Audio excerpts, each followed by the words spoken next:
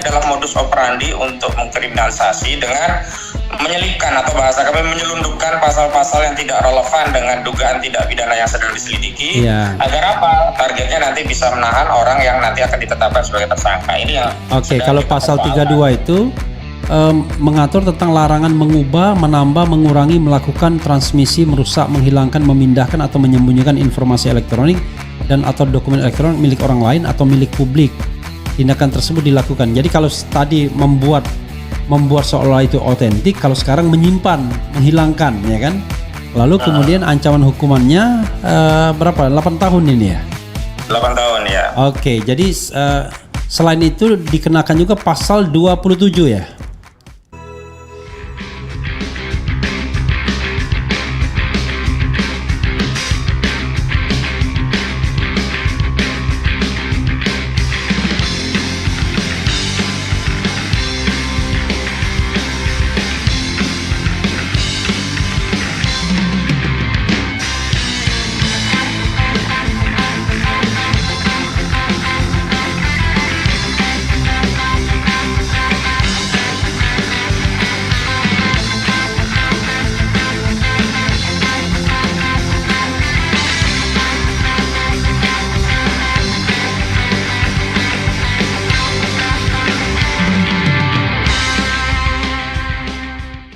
Assalamualaikum warahmatullahi wabarakatuh, bro.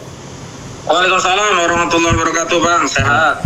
Oke, ya, mudah-mudahan pagi ini Anda tetap bersemangat ya. Bersemangat dan berkeringat ya kan. Jalan-jalan ke Pulau Rengat ya kan. Iya. Siang-siang panas sangat ya. Mudah-mudahan Anda tetap semangat karena Anda sudah mulai berkeringat. Iya, insyaallah.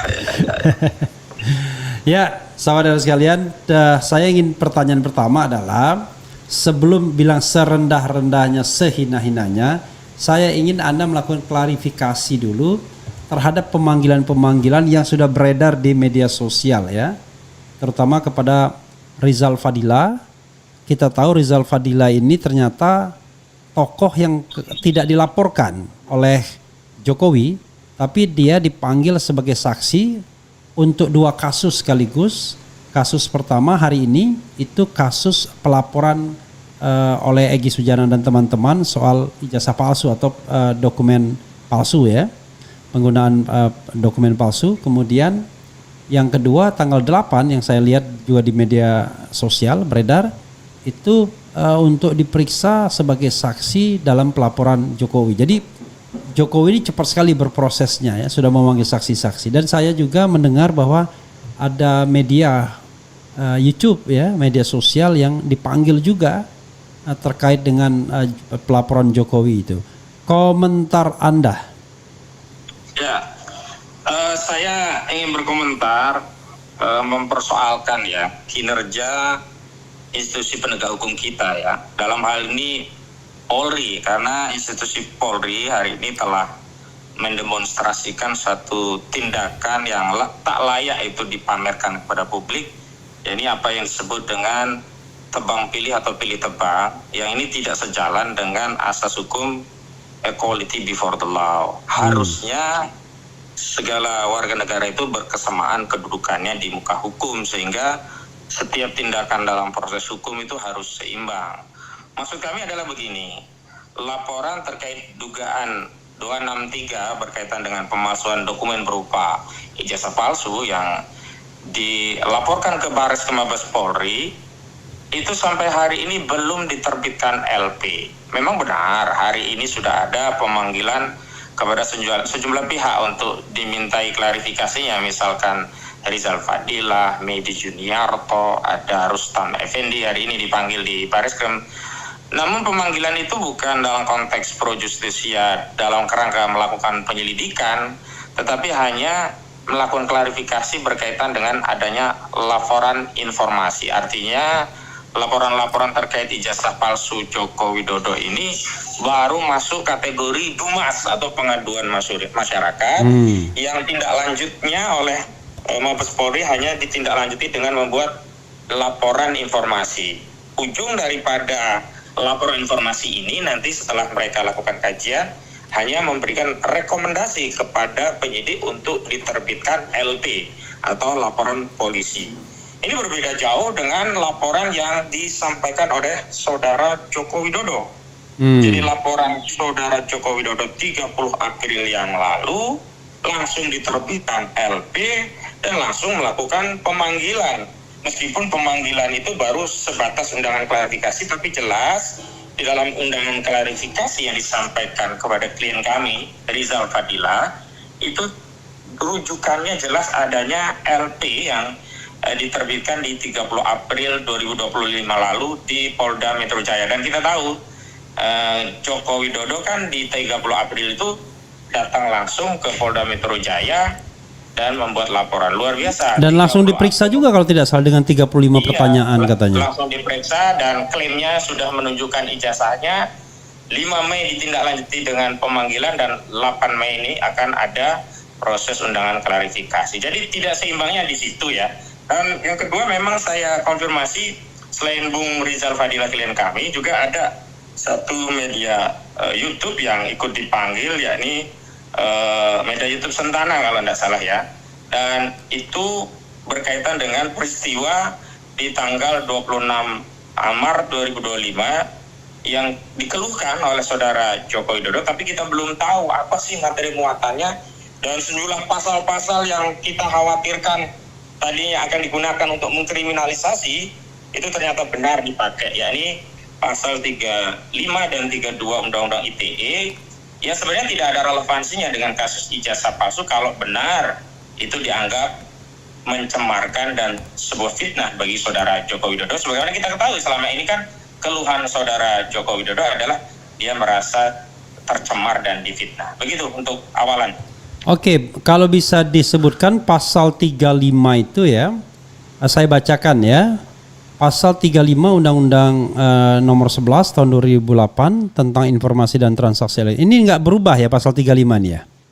Tidak, ya 35 tidak berubah. Oke, mengatur 32 tidak berubah. Yang berubah nanti 27 ayat 3 menjadi 27A terkait penyerahan kehormatan ya. Mengatur tentang manipulasi, penciptaan, perubahan, penghilangan atau pengerusakan informasi elektronik dan atau dokumen elektronik dengan tujuan agar dianggap otentik, kan gitu ya. Sebenarnya ini kena untuk orang yang menyebarkan ijazah Jokowi ini sebenarnya. Pasal justru ini kan. Itu. Justru terkena terhadap UGM dan KPU sebenarnya. Sama kader PSI itu. Iya, juga UGM dan KPU. Iya. Karena di UGM itu di repository tentang ijazah-ijazah yang diupload oleh UGM itu ada penelusuran dari netizen yang mengkonfirmasi bahwa ijazah skripsi Jokowi itu diupload di tahun 2018 pernah diubah dan ada lagi di 2019. Artinya itu kan yang masuk kategori itu, termasuk ada perubahan atau bahkan penghilangan data-data saudara Joko Widodo sebagai kandidat capres 2 periode di KPU. Itu juga sudah hilang informasi dari Pak Taufik. Harusnya kan yang lebih relevan itu, karena klien kami itu tidak melakukan apapun terhadap dokumen itu, hanya melakukan analisa. Khusus Rizal Fadila ini bahkan dia merujuk analisa ahli dari rekan-rekan yang lain, misalnya Rismo Nasiolam dan Dr. Tifa termasuk Roy Suryo, begitu. Ini ancamannya tidak tanggung-tanggung ini ya. Pasal ini menjelaskan bahwa setiap orang yang dengan sengaja dan tanpa hak atau melawan hukum melakukan perbuatan tersebut tadi ya, menghilangkan, merusak seolah-olah itu otentik, diancam dengan pidana penjara paling lama 12 tahun dan atau denda paling banyak 12 miliar. Oke. Itu pasal 35. Kemudian kalau pasal 32 itu kurang lebih sama ya. Jadi yang ancamannya cuma agak rendah 8 tahun, tapi keduanya itu di atas 5 tahun. Ya, pasal 32. Karena itulah kami menduga bahkan meyakini ini adalah modus operandi untuk mengkriminalisasi dengan menyelipkan atau bahasa kami menyelundupkan pasal-pasal yang tidak relevan dengan dugaan tindak pidana yang sedang diselidiki. Agar apa? Targetnya nanti bisa menahan orang yang nanti akan ditetapkan sebagai tersangka. Ini yang kalau pasal 32 itu mengatur tentang larangan mengubah, menambah, mengurangi, melakukan transmisi, merusak, menghilangkan, memindahkan atau menyembunyikan informasi elektronik dan atau dokumen elektronik milik orang lain atau milik publik. Tindakan tersebut dilakukan. Jadi kalau tadi membuat seolah itu otentik, kalau sekarang menyimpan, menghilangkan, ya kan? Lalu kemudian ancaman hukumannya berapa? 8 tahun ini ya?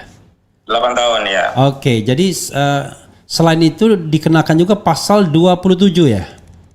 Ya, kalau 27 itu penyerangan kehormatan dengan media elektronik kalau itu. Itu Ya. masih wajar lah karena ancaman pidananya hanya 4 tahun itu. Ya, dan ini setelah adanya putusan MK ya kan, itu tidak boleh dilakukan oleh pejabat publik, institusi ya, warga negara boleh sih ya. Ada dua hal setelah putusan MK. Pertama, tidak boleh diterapkan jika itu dilakukan dalam konteks kepentingan publik. Nah, dalam konteks kepentingan publik kan kita butuh transparansi karena seorang Joko Widodo itu bukan tukang bakso, tukang mie ayam, tapi dia pejabat yang pernah menduduki jabatan publik, yakni presiden. Dan bahkan hari ini juga masih sebagai anggota Dewan Penasehat dan Antara sesuai dengan Kepres terbaru yang diterbitkan oleh Presiden Prabowo Subianto. Yang kedua tadi, kalau itu berkaitan diajukan kepada pejabat publik dan saudara Jokowi hari ini meskipun bukan presiden lagi, tapi tetap pejabat publik karena dia sebagai Dewan Penasehat dan Antara, harusnya tidak relevan lagi dipakai. Dan sekali lagi, pasal 27 Undang-Undang ITE yang terbaru, ya Undang-Undang Nomor 1 Tahun 2024 ini tidak bisa dipisahkan dengan genus delik pasal 310 dan 311 KUHP. Ya. Jadi dasar deliknya tetap 310 tentang melakukan pencemaran nama baik begitu. Ya. Artinya apa? 310-nya pun kalau itu diujar terhadap pejabat publik ya tidak bisa diproses juga gitu loh Pak. Oke, itu ya sobat Dewas sekalian, karena de facto Jokowi masih menjadi pejabat publik dan barangkali pengangkatannya sebagai One Team Press akan ditunda nih kelihatannya. Ya biar proses ini jalan dulu mungkin. Karena isunya kan One Team Press ya kan. Kemudian kalau pasal 27 ya itu sudah kita bahas. Nah, sekarang Bro, apa yang Anda ingin sikapi ya sebagai kuasa hukum atau penasihat hukum ya, mungkin masih kuasa hukum ya karena belum masuk ke delik ke pidananya, dengan pemanggilan-pemanggilan tersebut? Ya, tentu saja kami akan rapat dengan sejumlah tim yang sudah terbentuk, dan tim yang kami bentuk itu memang tim yang inklusif Bang, terdiri dari berbagai lembaga advokasi dan advokat dengan berbagai latar belakang gitu. Dan keputusan ini sudah kita putuskan dalam sebuah rapat dengan klien-klien kami ya, baik Dr. Rismon, Dr. Tifa juga Dr. Roy Suryo, termasuk dengan Bung Rizal Fadilah. Jadi memang tim ini kemudian kami sepakati disesuaikan namanya dengan sebutan Tim Advokasi Anti Kriminalisasi Akademisi dan Aktivis. Oke. Ini yang sudah disepakati. Berarti AK kelas A ya, anti kriminalisasi. Ya. AK itu senjata itu. Iya.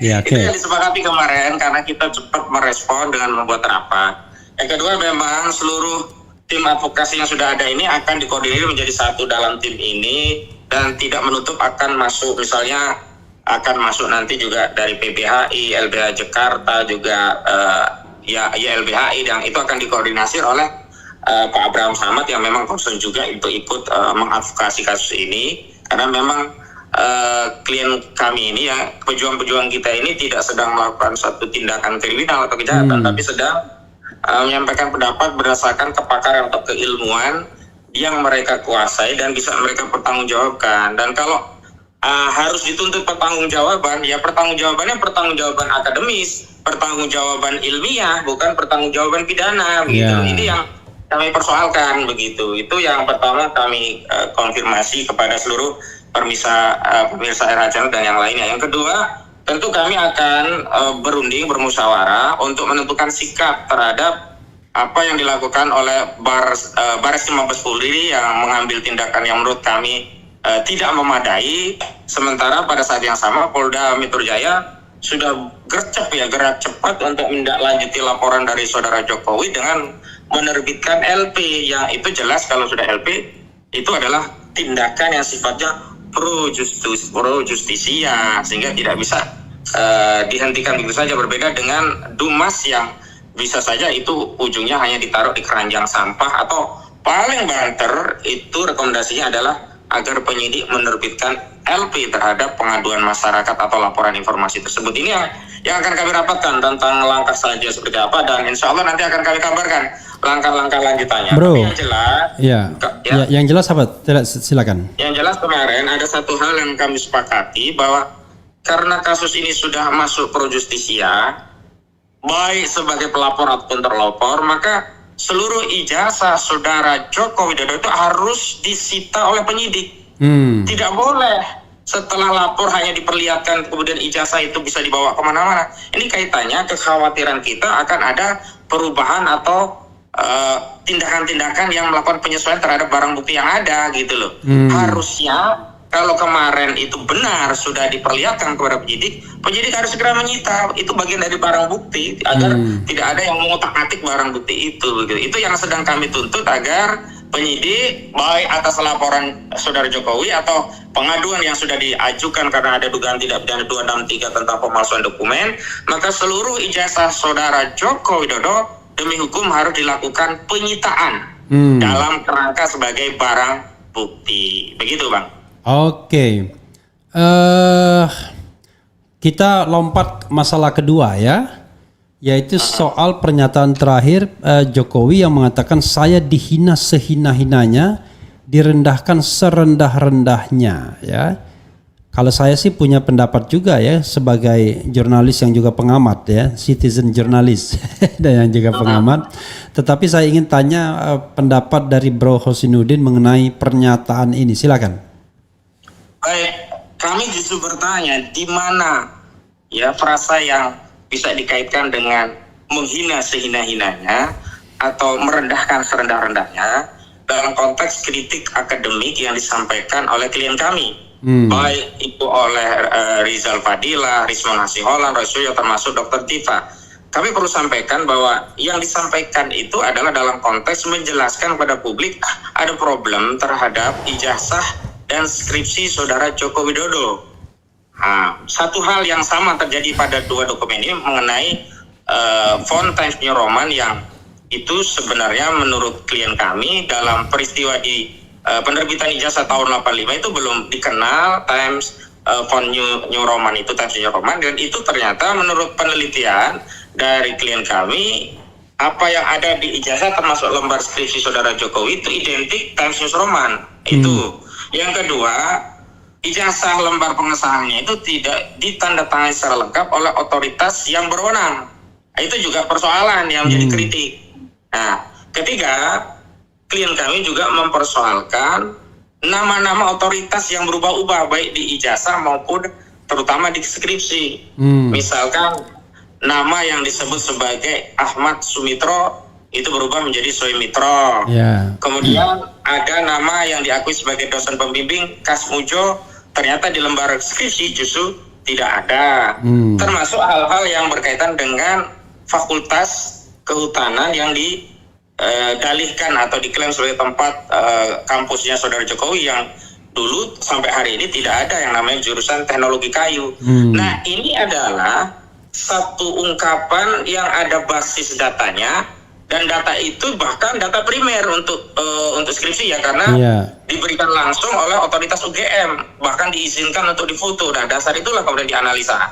Sementara memang ijazahnya ini yang beredar di sosial media, tetapi kalau dikaitkan dengan fotokopi ijazah yang pernah dipamerkan oleh Dekan Fakultas Kehutanan UGM ya, itu si Sigit Sunarta, juga yang pernah ditampilkan dalam Infokus ya, dalam bentuk mungkin saat itu entah PDF, entah itu PowerPoint, kita tidak tahu, tapi yang jelas ditampilkan besar oleh orang-orang yang mengklaim itu sebagai kawan Jokowi yang memamerkan ijazahnya, ini ijazahku, mana ijazahmu, sementara di belakang itu ada ijazah Jokowi yang besar yang itu sama dengan yang sedang diteliti oleh klien kami ini. Nah, di mana letak penghinaannya? Yang kedua, di mana letak serendah-rendahnya? Nah, kalau kita mau bicara tentang menghina dan merendahkan, tentu kita semua rakyat Indonesia ya patut untuk merasa direndahkan dan dihinakan oleh seorang pemimpin yang 10 tahun dipersoalkan ijazahnya, tidak mau menunjukkan ijazahnya, berdalih ini itu, awalnya berdalih ya kalau bukan perintah pengadilan tidak akan ditunjukkan, akhirnya ditunjukkan kepada kuasa hukum, ditunjukkan kepada 11 wartawan, kemudian berdalih lagi sudah ditunjukkan kepada penyidik tapi tidak mau ditunjukkan kepada masyarakat, berdalih lagi itu adalah hak asasi manusia sehingga tidak mau ditunjukkan kepada publik, tapi begitu diminta di proses peradilan di Surakarta tidak juga ditunjukkan. Ini menurut saya penghinaan bukan hanya kepada masyarakat, penghinaan terhadap hukum gitu loh. Kalau kita mau bicara tentang hina, justru saat ini seluruh rakyat Indonesia itu dihinakan akalnya. Masa urusan sepele masalah ijazah saja kok nggak mau ditunjukkan biar segala tuntas. Ini kan nyusahin polisi, nanti akan nyusahin jaksa, nanti akan nyusahin hakim, bahkan ini akan mau nyusahkan seluruh rakyat Indonesia yang ikut ya concern mengawal kasus ini begitu loh. Padahal kalau mau dia menjadi seorang negarawan, mohon maaf, contoh saja Obama itu pernah dipersoalkan, dia katanya bukan warga keturunan Amerika karena salah satu syarat untuk menjadi presiden itu kan harus orang Amerika. Lalu sederhana, dia cuma tunjukkan salinan akta kelahiran Obama di Amerika, selesai. Hari ini kenapa itu tidak diambil oleh saudara Jokowi? Ini kan Jokowi sama saja menghina kita rakyat dengan dalih itu hak asasi, dengan dalih itu tidak ada kewenangan bagi dia untuk menunjukkan, nggak ada kewenangan kita untuk peminta, tidak ada kewajiban dia untuk menunjukkan. Begitu diminta hakim juga nggak muncul itu barang. Saya kira kalau bicara hina, menghina, rendah, merendahkan, sudahlah. Jangan ditarik lebih luas ke sekarang itu, karena kita rakyat juga punya marwah, punya wibawa, punya negara yang dasar negara yang kita sepakati adalah hukum, dan hukum sudah mengatur tentang itu, tentang pembuktian itu harus ditunjukkan ke pengadilan. Dan di kasus Bambang Tri dan Gus Dur 6 bulan bersidang, barang itu tidak pernah ditunjukkan di pengadilan, padahal sudah ada perintah dari hakim, dari pengadilan gitu loh. Jadi mohon jangan dibolak-balik lah.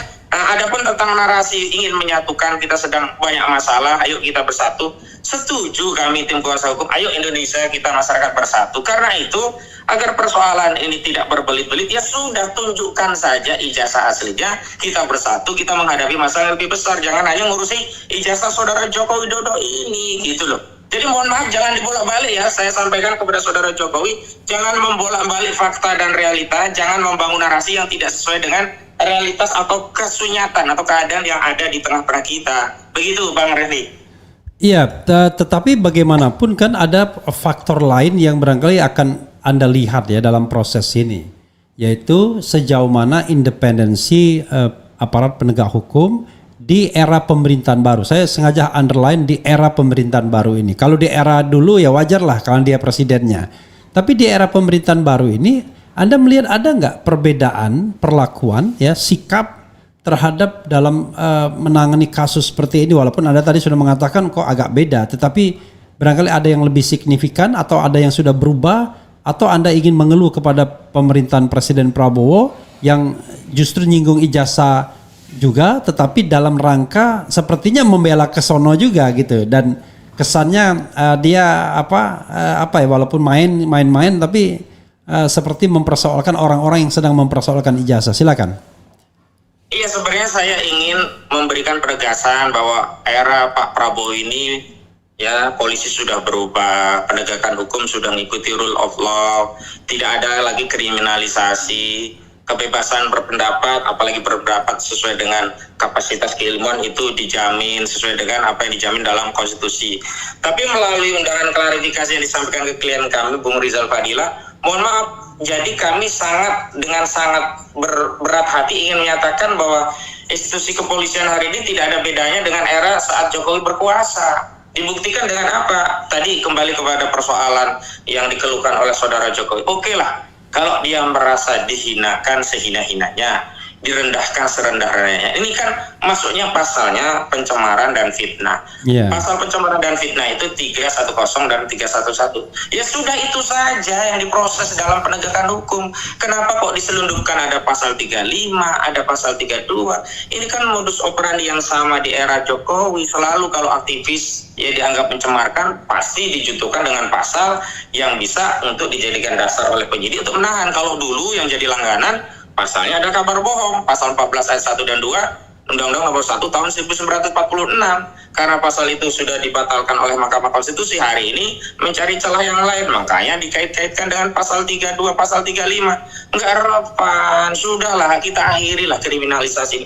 Rakyat ini sudah bosan dikriminalisasi. Rakyat ini ingin kemerdekaan berpendapat, kami ini sudah ditarik pajak ya, selalu dipungut pajak. Masa kami sudah bayar pajak, mau menyampaikan pendapat saja dianggap sebagai pencemaran, penghinaan. Oke lah, kalaupun itu pencemaran, penghinaan, ya sudah dibatasi pasalnya hanya pasal pencemaran dan penghinaan. Kenapa kok lari ke pasal 32, pasal 35 yang nggak ada kaitannya dengan apa yang dimaksud oleh Jokowi sebagai menghina sehina-hinanya, merendahkan serendah-rendahnya. Begitu. Dan pasal 35 itu celaka sekali, ancaman hukumnya nggak tanggung-tanggung 12 tahun. Kalau Anda ingat misalnya Gus Nur dan Bambang Tri itu dituntut dengan hukuman maksimal 10 tahun berdasarkan undang-undang yang Anda sebutkan tadi, pasal 14 ayat 1 Undang-Undang 1 1946. Nah, Anda melihat ada nggak upaya ke arah sana untuk memberat-beratkan ancaman agar kemudian memunculkan ketakutan kepada pihak lain, deterrent effect? Kan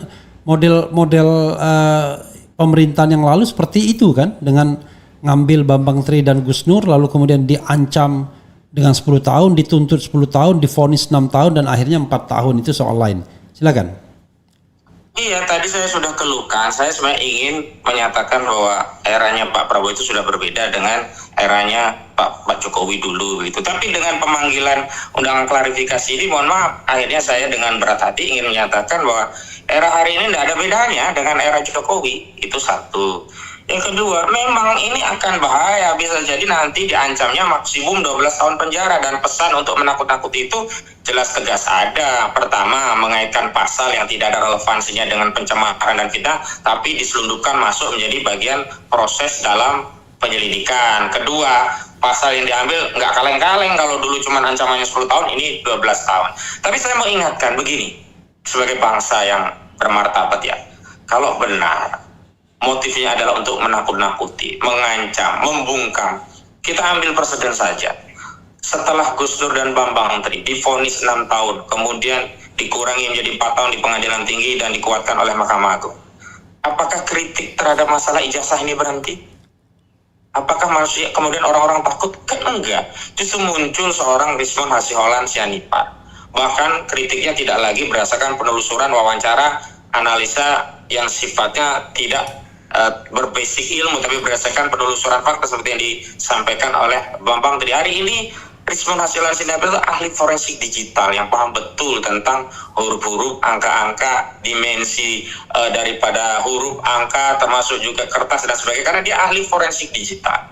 Kan tidak juga kemudian dulu orang kapok setelah Bambang Tri dan Gus Dur dibungkam, di penjara, nggak ada lagi yang ngomong ijazah palsu. Hari ini kan malah dokter-dokter. Jadi jangan kemudian berasumsi kalau ini klien-klien kami itu ditangkap, persoalan ijazah palsu ini akan selesai. Dan ingat Bang Refli, apa yang dipersoalkan oleh klien kami itu bukan persoalan klien kami, ini persoalan seluruh rakyat. Makanya kami juga persoalkan kalau kita bicara equality before the law, kalau asasnya adalah dia, saudara Jokowi, merasa direndahkan, serendah-rendahnya, dihinakan, sehina-hinanya karena tuduhan ijazah palsu. Hari ini cobalah scroll ke YouTube, scroll ke TikTok, scroll ke grup-grup WhatsApp lah, scroll ke Facebook, scroll ke Instagram, dan scroll ke X terutama yang rame. Itu yang ngomong soal ijazah palsu itu jutaan orang gitu loh. Memang mau melaporkan semua orang gitu? Memang orang-orang itu akan takut begitu kalau orang menyampaikan pendapat dianggap kejahatan, kemudian berusaha dikriminalisasi. Dan memang Mabes Polri sanggup begitu untuk memproses semua orang yang mengatakan ijazah Jokowi itu palsu.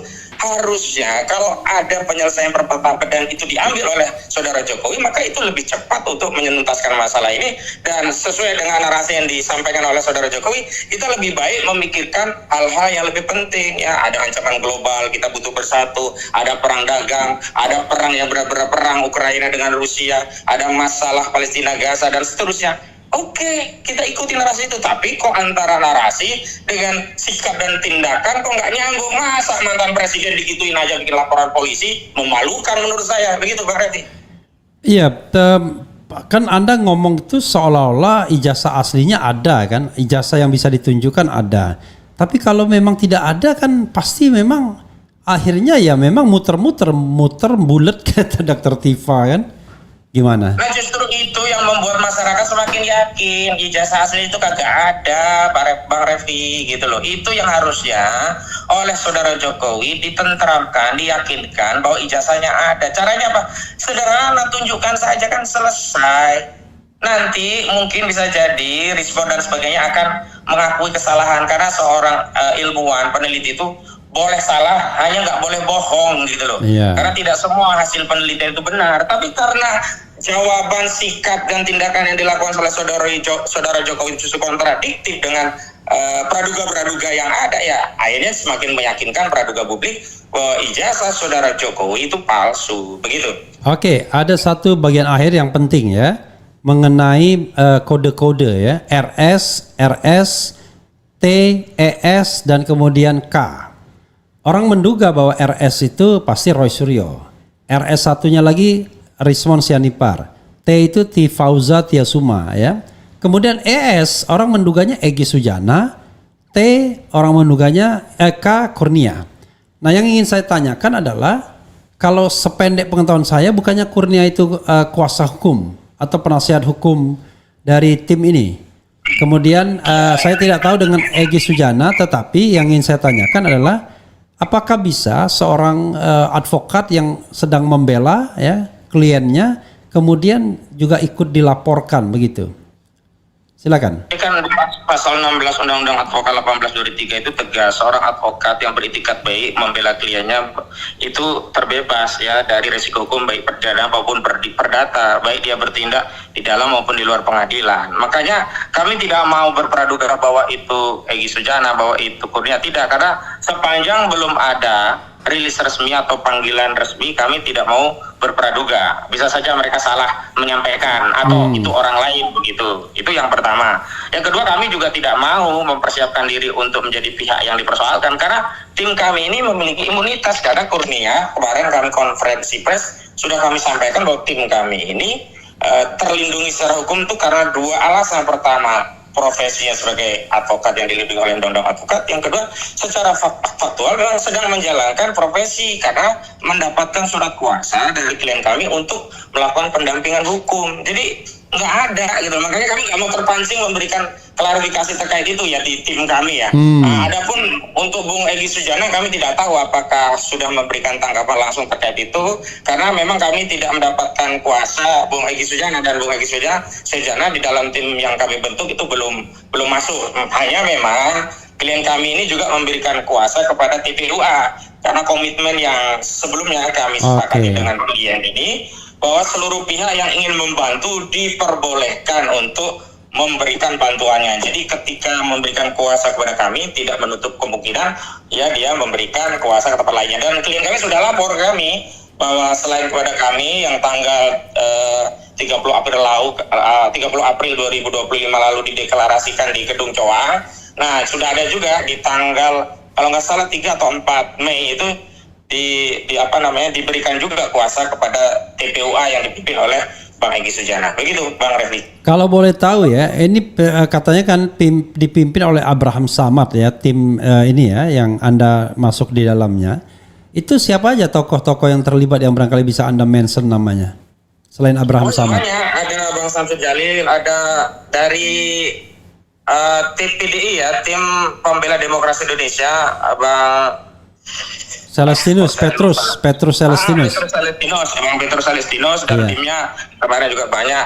Nanti juga akan disonding ya LBHI, juga akan disonding LBH Jakarta, BBI dan yang lainnya. Dan itu menjadi inisiatif dari Pak Abraham Samad terkait untuk melibatkan banyak tim. Karena begini pesannya, agar jangan sampai setelah kasus ini, kalau ini sampai benar-benar dibuka, orang jadi takut untuk berbicara, takut berpendapat. Itu substansi. Karena merasa sendirian, merasa tidak dibela gitu ya.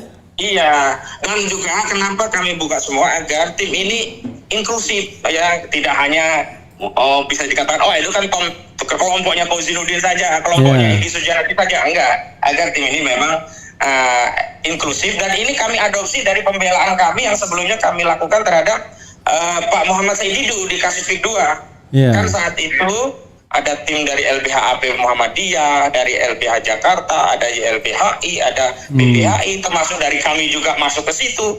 Dan alhamdulillah pembelaan bareng-bareng ini membuat kita saling guyup, rukun, dan merasa hasil penanggungan, jadi berjuangnya bisa maksimal gitu Bang. Oke. Nggak merasa terkotak-kotak gitu loh, kamu ini enggak. Jadi kita bareng-bareng nangani gitu. Ya, karena dalam banyak hal kan Anda kan sering ditembak gitu. Oh, ini terlibat di organisasi terlarang dan lain sebagainya yang kadang-kadang itu cukup mengganggu juga mungkin Anda atau orang lain. Bagaimana? Ya, itu salah satu juga latar belakang. Kalau saya sih nggak terganggu, cuman kan kita tidak ingin kepentingan klien ikut terganggu, makanya kita buka seluruh pihak untuk terlibat. Di tim yang saya koordinir saja kemarin sudah 20 advokat, Bang. 20 advokat itu juga latarnya macam-macam gitu. Hanya memang nanti belum ada bergabung lagi, nanti kan dari timnya Bang Peter Salestidos itu banyak juga, timnya Mas Haris Jalil, nanti belum ada PPHI, belum disonding, LBH Jakarta dan yang lainnya. Nanti tugasnya Pak Abraham Samad kalau terkait itu. Kalau termasuk iya, terus. Ya, termasuk di TPUA nanti dikoordinir begitu. Karena kemarin permintaan Pak Roy Suryo tegas ya, Pak Roy Suryo, dokter kita juga dokter Rismon di forum rapat ya, mereka ingin ya dibersamai oleh seluruh pihak dari berbagai latar, sehingga tim hukumnya mereka ingin itu bersifat inklusif. Jadi begini, saya punya tim ngasih surat kuasa tinggal tanda tangan, nanti tim yang lain ngasih surat kuasa bersama gerbongnya ngasih tanda tangan, dan yang lainnya begitu. Jadi semua bisa bareng-bareng mendampingi begitu. Memang semua dikoordinir sehingga pembelaannya itu bisa relevan dan bisa satu perspektif gitu, biar nggak kontradiktif gitu. Oke, closing statement kalau mungkin ada yang ingin sampaikan. Ya, closing statement saya yang jelas saya ingin sampaikan kepada Presiden Prabowo Subianto, tolong Pak dibangun legasi penegakan hukum yang baru di era kekuasaan Pak Prabowo, karena hari ini secara de jure dan de facto memang harusnya ya pemimpin negara kita ini Prabowo Subianto. Jangan sampai ada anggapan Prabowo Subianto hanya menjadi presiden secara de jure atau de facto dalam lingkup tertentu, sementara secara de facto kekuasaan itu berpindah atau masih ada di bawah kendali Saudara Joko Widodo. Di antara ya de facto dan de jure itu kekuasaan masih ada di Pak Prabowo atau sudah ya berada di Pak Prabowo, ya harus dipastikan penegakan hukum itu benar-benar mengikuti rule of law. Jadi tidak boleh ada pasal-pasal selundupan. Saya menghargai, bahkan menghormati tindakan hukum yang diambil oleh Saudara Jokowi. Bahkan saya mendorong agar itu dituntaskan sampai ke pengadilan.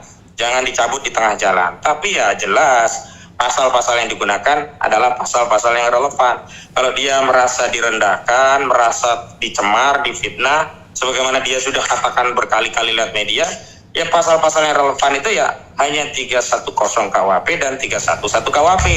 Kalau pencemaran kehormatan itu melalui media elektronik, yang relevan hanya 27A Undang-Undang Nomor 1 Tahun 2024 yang merupakan perubahan kedua. Itu pun dengan catatan ada putusan MK yang mengatakan pejabat tidak boleh. Kalaulah itu tetap dipaksakan, tapi kan secara norma itu masuk pencemaran, nggak apa-apa lah. Kenapa? Karena memang tidak ada kewenangan untuk menahan, sehingga klien kami juga bisa maksimal mengutarakan pendapatnya untuk mempertahankan kajiannya di persidangan. Lah kalau ditahan, gimana mau mempersiapkan berbagai bukti untuk mempertahankan pendapat? Ya, itu seperti yang terjadi pada Haris Azhar ya, ketika LBP mengadukan pencemaran nama baik. Seperti kasusnya Haris Azhar, iya fair itu. Jadi Haris Azhar bisa membela diri, LBP juga bisa diperiksa di pengadilan. Kami maunya begitu. Nanti Jokowi diperiksa di pengadilan sebagai saksi korban. Ya, klien-klien kami juga diperiksa, tapi tidak bisa ditahan karena pasalnya memang terkait pencemaran. Jangan kemudian nyolong dan menyelundupkan pasal 32 dan 35 dengan motif untuk membungkam, karena pasal ini bisa digunakan sebagai dasar untuk penyidik menahan tersangka karena ancaman pidananya di atas 5 tahun. Yang satu lagi, kadang-kadang kan penyidik itu dalam tanda kutip nakal menggunakan pasal, pokoknya tahan dulu 160 dulu waktu Habib Rizik. Soal tidak terbukti itu soal lain, padahal orang lain sudah ditahan, sudah dihukum gitu. Nah itu maksudnya gaya proses kriminalisasi di era Saudara Joko Widodo menjadi presiden, udahlah ditinggalkanlah. Malulah kita sebagai bangsa yang besar. Mohon Pak Polisi, Pak Polisi, kita ini ditonton seluruh rakyat. Anda nanti kalau pulang ke rumah ditanyain keluarga. Anda punya saudara, ya ditanyain saudaranya. Anda punya handetolan, ada mitra, ada ini, pasti ditanyain kok bisa begitu, kan nggak enak. Lebih baik kita taati karena negara kita negara hukum, ya sudah hukumnya itu ditaati. Jangan bikin neko-neko sendiri gitu loh. Karena begini, hari ini era keterbukaan, nggak bisa kita berdalih ini kan kewenangan saya, terserah saya. Enggak, benar. Menyelidiki dan menyidik itu kewenangan dari penyidik, yakni polisi. Benar, kita akui itu kewenangan. Tapi undang-undang tidak memberikan izin Anda untuk berlaku sewenang-wenang. Di antara perbuatan sewenang-wenang itu apa? Anda memasukkan pasal yang tidak relevan dengan objek yang sedang dipersoalkan. Dan Ini dengan motif yang barangkali tidak baik, yaitu untuk menahan gitu. Iya, motifnya kebaca lah. Kita ini kan bertahun-tahun nangani perkara begini-begini gitu loh. Kalau memang motifnya nggak mau nahan, ya sudah nggak usah pakai pasal itu gitu loh. Karena selalunya kalau pasal itu bisa untuk nahan, ditahan. Belum ada ya pasalnya itu bisa untuk nahan tapi nggak ditahan. Kecuali siapa? Kecuali Firly Bahuri dan kasus kejahatan pagar laut yang dilepaskan ya dengan dalih sudah habis masa tahanan. Yang kayak gini-gini kan dilihat rakyat malu loh. Yang benar-benar penjahat oleh Barreskrim dilepaskan ya, Arsen Gadis Kohot, sementara dokter-dokter ilmuwan akademisi yang menyampaikan suara berpendapat kok mau ditahan gitu loh. Itu Bang. Oke. Mudah-mudahan ya Barreskrim, Mabes Polri atau Polda Metro mendengarkan ini ya dan mereka bersikap fair dan objektif. Bahkan kalau saya appeal. Oh iya, satu lagi Bang, izin Bang. Satu lagi izin. Saya minta doa kepada seluruh subscriber Refli Harun juga seluruh rakyat Indonesia, didoakan agar klien kami diteguhkan, dikuatkan, tidak tidak khawatir, tidak takut, tidak cemas, dan kami semuanya dilindungi oleh Allah, bisa membela secara maksimal. Itu jangan lupa. Makasih Bang. Oke, assalamualaikum warahmatullahi wabarakatuh. Assalamualaikum warahmatullahi wabarakatuh.